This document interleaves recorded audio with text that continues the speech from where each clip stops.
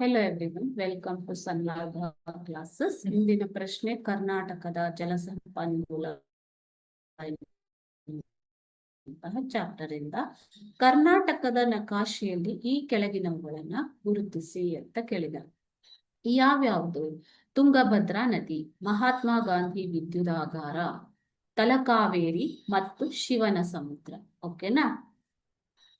So ಈ place ಗಳನ್ನ, ಈ ಕೆಳಗಿನವುಗಳನ್ನ ಇಲ್ಲಿ ಗುರುತಿಸಲಾಗಿದೆ. ನೋಡಿ ಮಕ್ಕಳೇ, ತುಂಗಭದ್ರಾ ನದಿ, ಮಹಾತ್ಮ ಗಾಂಧಿ ವಿದ್ಯುದಾಗಾರ. ಓಕೆ,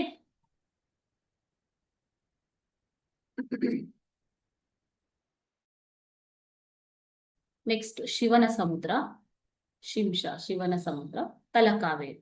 ಸೊ ಈ ರೀತಿಯಾಗಿ ನೀವು ಸ್ಥಳಗಳನ್ನ ಗುರುತಿಸಬೇಕು. ಓಕೆನಾ? ಸೊ ಶರಾವತಿಯ ಜೋಗ್ ಬಳಿ ನಿರ್ಮಿಸಲಾಗಿರುವಂತದ್ದು ಇದು ಶರಾವತಿ ನದಿಯ ಜೋಗ ಜಲಪಾತದ ಬಳಿ ನಿರ್ಮಿಸಿರುವಂತದ್ದು ಮಹಾತ್ಮ ಗಾಂಧಿ ವಿದ್ಯುದಾಗಾರ. ಓಕೆನಾ ಮಕ್ಕಳೇ? ಜಲ ವಿದ್ಯುತ್ ಯೋಜನೆ ಇದು. ಓಕೆ, ಸೊ ಈ ರೀತಿಯಾಗಿ ನೀವು ಸ್ಥಳಗಳನ್ನ ಗುರುತಿಸಬೇಕು ಮಕ್ಕಳೇ. ಓಕೆನಾ? Thank you.